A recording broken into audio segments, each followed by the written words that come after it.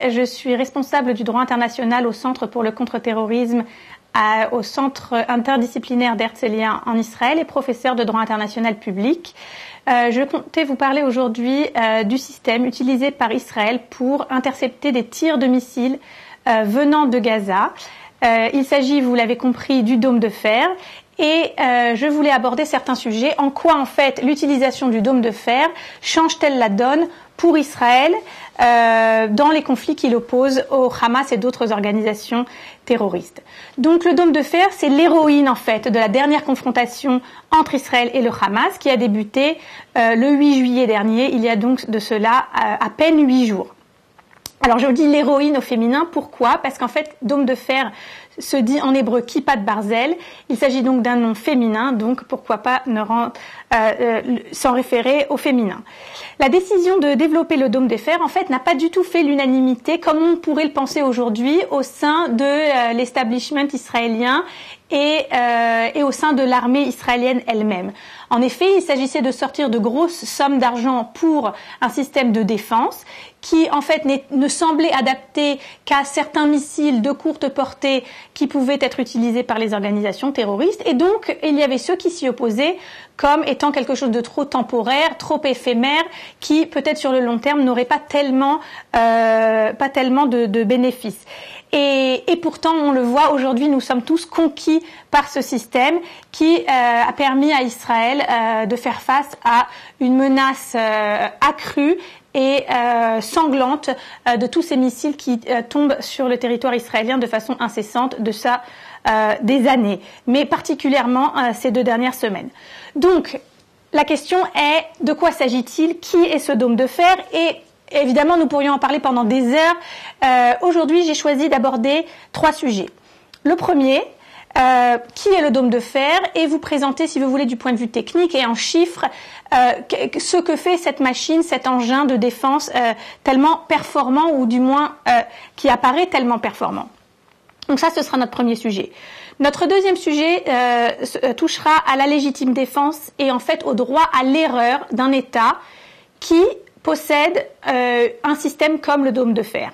Est-ce que le fait d'utiliser un système de défense tel que le dôme de fer change la donne en ce qui concerne l'entrée dans la guerre d'un État, le droit à l'entrée dans la guerre?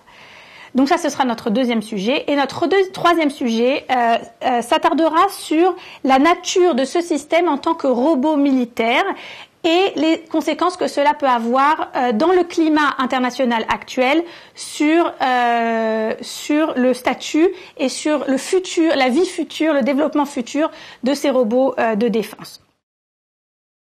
Donc, comme je l'ai dit, je commencerai par une présentation sur le dôme de fer. On en entend beaucoup parler, mais pas tout le monde ne comprend nécessairement tous les détails concernant la façon dont le système fonctionne. Donc, comme je l'ai dit, il s'agit d'un système de défense qui intercepte des tirs de missiles dirigés contre Israël. En tout cas, ça, c'est pour le dôme de fer lui-même. Ce qui est intéressant dans le dôme de fer, c'est qu'il est intelligent. En effet, il n'intercepte pas tous les missiles tirés contre Israël. Ne sont interceptés seuls les missiles dont la trajectoire a été identifiée, calculée et simulée en l'espace de quelques millisecondes comme mettant en danger des zones habitées par des civils et donc un missile qui pourrait mettre en danger des vies humaines. Et c'est uniquement quand cette menace est identifiée que le système va se mettre en œuvre. Donc ce système est intelligent et il ne vient pas en fait automatiquement intercepter tout missile tiré contre Israël. Alors l'idée paraît brillante, mais il faut quand même savoir que ce n'est pas entièrement nouveau, dans la mesure où il y a un système comparable qui s'appelle le Patriot, qui lui a été utilisé pendant la première guerre du Golfe pour intercepter les Scud, les missiles Scud, mais à l'époque la performance en fait du Patriot était beaucoup plus contestée. Il y avait ceux qui disaient que ça avait très très bien marché et ceux qui disaient que ça avait beaucoup moins bien marché.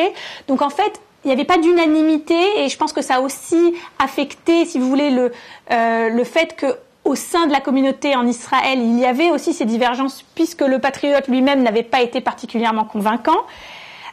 Et une autre différence entre le dôme de fer et le Patriot, c'est que le Patriot avait à l'origine été développé pour protéger des objectifs militaires. C'est-à-dire qu'il est placé dans différents pays, par exemple par les États-Unis, pour protéger des bases militaires américaines dans des pays étrangers. Donc c'est un petit peu différent de la situation en Israël, où véritablement on a un système de défense qui a été développé pour protéger la population civile sur le territoire même de l'État qui développe le système. Donc aujourd'hui, ce qu'on dit de ce dôme de fer, c'est qu'il est extrêmement performant. Les dernières informations qu'on reçoit concernant l'opération Bordure Protectrice, c'est qu'on aurait atteint un taux de 90% de chances de succès, de réussite en fait, ce qui veut dire que sur la totalité des missiles que le dôme de fer souhaite intercepter, il arrive à intercepter 90% de ces missiles. C'est important de comprendre ça, c'est donc pas 90% de tous les missiles qui ont pu être tirés. Donc si on s'attarde juste une seconde sur comment ça marche du point de vue physique, ce qu'on appelle la batterie du dôme de fer, c'est une sorte de grosse boîte marron que vous avez certainement vue en photo, et cette boîte marron va tirer l'intercepteur qui lui va venir rencontrer en fait le missile tiré. Et ce qui est intéressant, c'est d'ailleurs cette rencontre entre l'intercepteur et le missile tiré par l'organisation terroriste ne s'effectue pas comme on pourrait le penser au-dessus du territoire ennemi, mais quasiment systématiquement en territoire israélien. Donc ça veut dire que si par exemple il y a des bouts de missiles qui vont retomber, ils retomberont sur le territoire israélien et non sur le territoire ennemi. Et ça c'est très important quand on pense aux potentielles conséquences négatives que cela pourrait avoir sur l'ennemi. En fait, tout se passe au-dessus dans l'espace aérien israélien et non ennemi. Donc ça c'est du point de vue de à quoi ça ressemble. Et en fait, il y a une commande généralisée du dôme de fer qui, elle, peut commander plusieurs des batteries qui ont été disposées sur le territoire et tout se fait par ordinateur. Et c'est assez impressionnant, je dois dire. Donc ces batteries, elles sont mobiles. Et ce qui veut dire qu'en fait, elles peuvent être déplacées et localisées en fonction de la menace telle qu'elle est interprétée par les renseignements israéliens ou par l'armée elle-même. Donc, l'arrivée de ce nouvel acteur, le dôme de fer, ou cette nouvelle actrice, comme je l'avais suggéré, change beaucoup de choses, tant du point de vue stratégique, la stratégie militaire, que financier. Finalement, quand on prend des décisions budgétaires, aujourd'hui, il faut prendre cela en compte. Cela risque d'augmenter le budget du point de vue de la défense, alors qu'avant, on avait peut-être pu mettre plus d'importance sur le côté offensif de l'effort militaire. Et donc, je pense qu'en fait, Israël, d'un certain point de vue, n'a pas complètement pris la mesure des choses en ce qui concerne les changements apportés par ce dôme de fer. C'est un système qui est relativement nouveau en Israël et donc tous ces changements dont je touche ici et là, en fait, n'ont pas été complètement intégrés, analysés, compris, même au sein de l'armée israélienne et de la société israélienne elle-même. Juste pour vous donner une idée, il y a juste un an, Israël avait 5 batteries du dôme de fer sur le terrain. Et depuis hier, Israël en a 10. Donc ça veut dire qu'on est passé en un an de 5 à 10 batteries du dôme de fer. Donc vous voyez à quel point le changement est rapide et à quel point il n'y a pas eu tellement de temps pour prendre la mesure des choses. Donc comment ça a commencé l'histoire du dôme de fer ? En fait, ça a commencé après la deuxième guerre du Liban en 2006, pendant laquelle Israël a reçu 3970 missiles du Hezbollah qui ont coûté la vie à 43 civils israéliens. Et donc là, il y a une sorte de prise de conscience de la réalité de la nouvelle guerre asymétrique, en fait, dans laquelle des organisations terroristes lancent ou tirent des missiles à plus ou moins longue portée. À l'époque, on pensait que c'était à courte portée. Aujourd'hui, on a compris qu'il y aurait des longues portées également. Ces missiles sont envoyés de façon aveugle sur le territoire israélien et ne visent pas des cibles en particulier. Alors, je pense que certains missiles n'ont pas la capacité d'identifier leurs cibles, et dans d'autres, je pense que c'est peut-être un manque de volonté d'identifier des cibles militaires. En attendant, le fait est que la plupart de ces missiles sont envoyés à l'aveugle. On a entendu cette semaine qu'un des missiles tirés de Gaza a touché la centrale qui produit l'électricité nécessaire à la bande de Gaza. Donc finalement, ça montre bien qu'il y a aucun contrôle ou aucune réalité de précision au niveau de l'envoi de ces missiles. Donc ça, c'est la réalité de la guerre asymétrique moderne, où des groupes armés peuvent mettre la main ou développer. Alors certains disent que c'est fait à la main, d'autres disent que c'est produit, que ce sont des missiles qui sont donnés par d'autres États qui ont plus de moyens. En attendant, le fait est que c'est de la nouvelle réalité. Il y a ces missiles, et donc Israël, après la deuxième guerre du Liban, en 2006, a pris conscience de la nécessité de développer un système de défense comme le dôme de fer. L'achèvement des essais se fait en 2010, et 2 batteries sont déployées dans le sud d'Israël, près de la frontière avec Gaza. Le 7 avril 2011, le dôme de fer intercepte pour la première fois son premier missile. Donc ça, c'est en 2011. Mais en fait, la première fois où Israël va véritablement déployer le dôme de fer lors d'une opération militaire, et non de façon sporadique pour arrêter tel ou tel missile, c'est en 2012, pendant l'opération qu'on appelle pilier de défense, Amoud Anan en hébreu, lorsque le Hamas tire 1506 missiles sur Israël, alors qu'en 2008, pendant l'opération Plomb Durci, le Hamas n'en avait tiré que 726. Donc on a pratiquement un doublement. Les missiles sont vraiment beaucoup plus nombreux en 2012, et là, 5 batteries du dôme de fer sont déployées pour protéger le sud et le centre du pays. Et la performance du système est apparemment, à l'époque, et les chiffres ne sont pas vraiment exacts puisqu'ils ne sont pas officiels, mais d'après ce qu'on entend, 84% de succès lors de l'opération Pilier de défense. Donc voilà, aujourd'hui, en 2014, Israël, vous le savez, utilise en ce moment même le dôme de fer chaque minute pour protéger la population civile contre les attaques incessantes du Hamas. Il faut savoir que lors d'une opération militaire, l'algorithme en fait qui détermine quels seront les missiles interceptés, quelle est leur trajectoire et dans quelle mesure, dans quelle proportion on souhaite les intercepter, est ajusté constamment, j'imagine pratiquement de façon quotidienne. Ça c'est dans un cas d'opération militaire, mais si vous voulez, il y a aussi l'algorithme qui s'applique en temps de paix, et celui-là est différent. Donc c'est le contrôle, si vous voulez, de l'armée qui détermine dans quelle mesure mettre en œuvre le système. Tout ça coûte beaucoup d'argent. Pour l'opération Pilier de défense en 2012, on parle entre 25 et 50 millions de dollars, et à mon avis beaucoup plus pour l'opération Bordure protectrice qui est actuellement en cours. Quelle est la vie future d'un système comme le dôme de fer? Que peut-on prévoir? En effet, va-t-elle être éphémère comme certains opposants l'avaient prédit au moment où il a fallu le concevoir? Je ne pense pas qu'il s'agit d'un système qui va être éphémère. En effet, Israël fait face à des attaques avec des missiles de plus en plus longue portée. On a vu qu'il y a eu un missile qui a atteint Nahariya au nord d'Israël, en provenance de Gaza, juste dans sa dernière opération. Donc en fait, le défi du dôme de fer ou du système de défense destiné à intercepter ces tirs est grand. Donc Israël a déjà prévu l'étape suivante, évidemment, son successeur. Alors on l'appelle parfois la baguette magique ou parfois la fronde de David. Il a 2 noms en fait. L'objectif de ce successeur sera d'intercepter des missiles beaucoup plus performants, beaucoup plus destructeurs et de plus longue portée. Donc ce développement est déjà bien amorcé. Évidemment, on n'en sait pas plus, mais il faut croire qu'Israël sait que la menace ne va que s'intensifier. Donc voilà, ça c'est pour la présentation de ce dôme de fer. Je passe maintenant au deuxième sujet que je voulais aborder.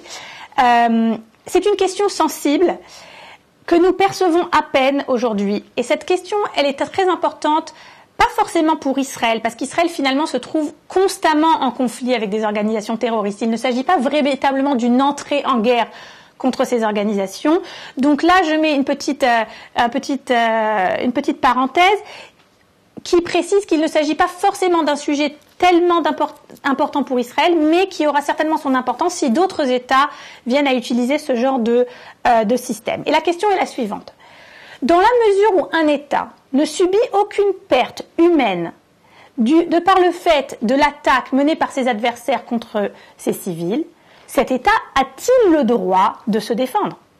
S'il ne subit aucune perte humaine, peut-être que finalement, le droit international, qui prévoit le droit à la légitime défense dans l'article 51 de la Charte des Nations Unies, peut-être que cette agression qui, en fin de compte, n'a pas de conséquences sur le terrain, mais uniquement dans le ciel par l'interception de ces missiles, finalement, peut-être que cela change la mesure ou le moment où un État va enfin avoir le droit à la légitime défense et le droit de riposter par l'usage de la force militaire. C'est bien de cela dont il s'agit. Donc, cette agression perd un tant soit peu de son importance puisqu'elle continue, mais finalement ses effets ne sont pas sentis sur le terrain. Et on pourrait donc être tenté de penser que finalement cela retarde le droit à la légitime défense et que le droit à la légitime défense, lui, ne pourrait exister que si un certain nombre de victimes est atteint. Alors, évidemment, cette question, elle existe de toute façon, même quand il n'y a pas de système de défense, dans le sens où cette question de savoir à quel moment l'État va avoir le droit de se défendre, elle existe de toute façon. Est-ce que ça va être après 10 victimes? Est-ce que ça va être après 100 victimes? Après 1000 victimes? Ça, c'est une grande question qui, de toute façon, est compliquée. Mais quand on rajoute à ça l'utilisation d'un système de défense qui finalement fait qu'il n'y a pratiquement pas de victimes, et cela pendant des jours et des jours, voire des mois, alors la question est de savoir comment gérer, du point de vue du droit de la légitime défense, cette question. Alors je pense qu'il faut faire très attention et ne pas se laisser tenter justement par ce mode de pensée. Il ne faut pas oublier que, et particulièrement au regard du droit international, il faut le préciser, il s'agit là d'une énorme atteinte à la souveraineté d'un État. En effet, il s'agit déjà d'une attaque militaire dirigée contre l'État. Cette attaque, dans le cas de la guerre asymétrique et des organisations terroristes, est également une attaque aveugle, donc constituant un crime de guerre au regard du droit international. En plus de l'atteinte à la souveraineté, il y a également tous les atteintes à l'économie du pays qui ne fonctionnent pas, les gens qui ne vont pas travailler, les enfants qui ne vont pas à l'école, l'infrastructure civile qui est complètement détruite. Donc il ne faut pas oublier tous ces aspects juste de par le fait qu'il n'y a pas de victimes. Et évidemment, il ne faut pas oublier l'aspect terroriste qui est évidemment l'aspect recherché, toute la population terrorisée et cette terreur qui est infligée, que finalement il y ait des victimes ou qu'il n'y en ait pas. Donc le fait qu'il n'y ait pas de victimes est à prendre en compte évidemment. Il se peut que cela influence le droit à la légitime défense, mais il ne faut pas oublier tous ces aspects qui ne sont pas moins importants et qui eux existent qu'il y ait un système de défense, qu'il n'y en ait pas, qu'il y ait peu de victimes ou qu'il y ait beaucoup de victimes. Également, il faut être vigilant parce que on pourrait penser, et ça c'est ce que j'appelle le droit à l'erreur, qu'un État qui dispose d'un système de défense finalement a plus de temps pour préparer sa riposte, a plus de temps pour préparer une opération militaire s'il souhaite et s'il a le droit de riposter contre les attaques dont il a été victime. Et on pourrait penser que de par le fait de ce système de défense, finalement l'État a beaucoup plus de temps pour réfléchir calmement et pas dans la précipitation à la réponse qu'il va apporter, et que on pourrait penser que finalement il faut juger l'État de façon plus dure parce qu'il a eu tout ce temps pour réfléchir et pour planifier ses opérations. Et je pense que là aussi il faut faire attention à ne pas se laisser nécessairement influencer par ces arguments. Le troisième point que je voulais aborder, c'est celui de la nature du système en tant que robot militaire. Le dôme de fer est un robot.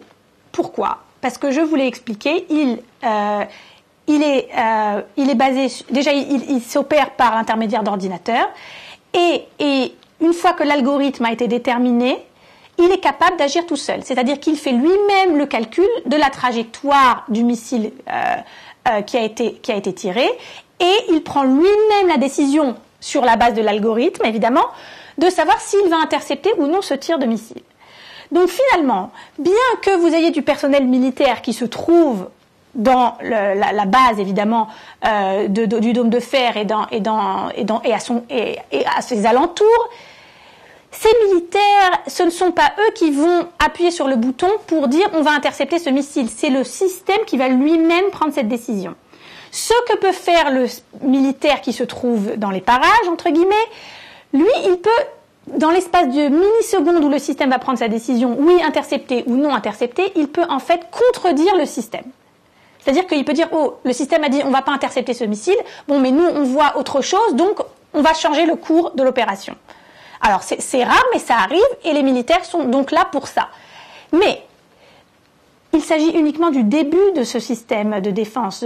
On parle de quelques années, il n'a pas beaucoup d'expérience. On voit bien que déjà la performance pendant cette dernière opération est bien supérieure à celle de 2012. Donc, on peut penser que le rôle des militaires, finalement, ne va aller qu'en s'amenuisant.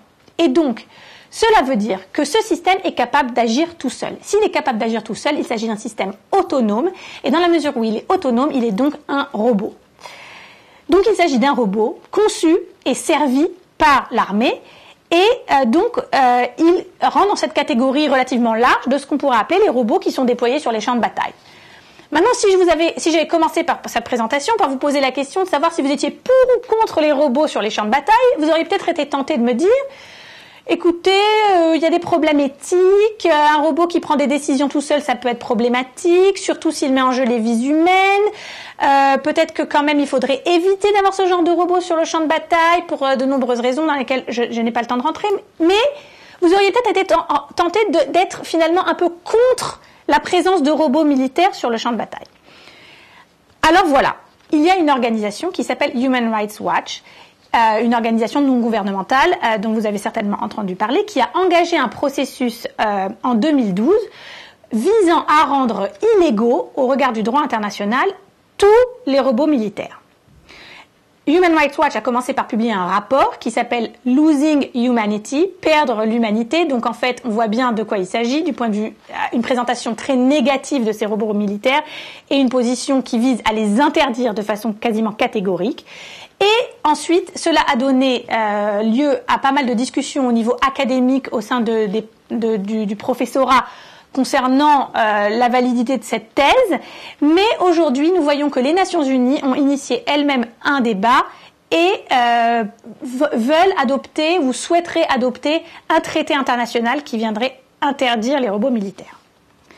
Donc, évidemment, dans le contexte du dôme de fer, on pourrait se poser la question de savoir si il ne faudrait pas se méfier un petit peu de ce mouvement international qui souhaiterait interdire les robots militaires, parce que si l'interdiction est générale, comme elle l'a été suggérée par Human Rights Watch, alors dans ces cas-là, elle interdirait également un robot comme le dôme de fer, ce qui, à mon avis, n'est pas un résultat souhaitable.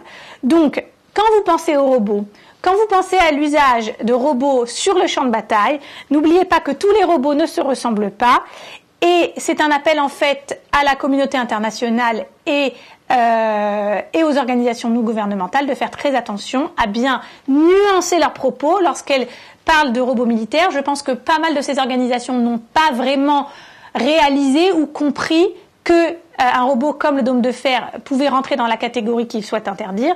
Donc, encore une fois, il faut faire très attention à ce sujet. Il s'agit d'un robot, mais encore une fois, c'est un robot qui est là pour sauver des vies humaines. D'ailleurs, au point de vue juridique, je me demande même s'il s'agit d'une arme, ce dôme de fer. Ça, c'est une autre question que j'aurais pu aborder, mais que je laisserai pour la prochaine fois. Est-ce qu'il s'agit d'une arme ou est-ce qu'il s'agit d'autre chose? Parce que c'est vrai qu'il y a l'utilisation de la force kinétique entre l'intercepteur et le missile, mais d'un autre côté, aucune possibilité d'utiliser cette arme, si on veut l'appeler comme ça, pour porter atteinte à des vies humaines. Donc, encore une fois, ça nécessite, si vous voulez, une sorte de reconceptualisation des catégories telles qu'on les envisageait. Il y a beaucoup d'aspects du dôme de fer qui finalement viennent s'opposer aux idées préconçues qu'on a pu avoir sur ce que constitue une arme, ce que constitue un robot. Finalement, ce dôme de fer, on pensait qu'il allait limiter, sauver des vies humaines, c'était son but, mais il y a un paradoxe assez troublant qu'on voit aujourd'hui, qui est que finalement ce dôme de fer semble avoir donné lieu à davantage de violence, dans la mesure où finalement le nombre de missiles tirés sur Israël ne fait qu'augmenter. Il est entre l'opération Plomb durci en 2008 à l'opération Pilier de défense en 2012 et l'opération Bordure protectrice, on voit une augmentation constante des tirs de roquettes. Et donc finalement, on espère que ça va pas être l'effet secondaire de l'utilisation de ce système, mais on ne peut s'empêcher de le noter. Donc voilà, j'ai évoqué les 3 points sur ce dôme de fer. Premièrement, de quoi s'agit-il réellement? Deuxièmement, dans quelle mesure affecte-t-il la décision d'entrer dans la guerre? Et troisièmement, est-il un robot?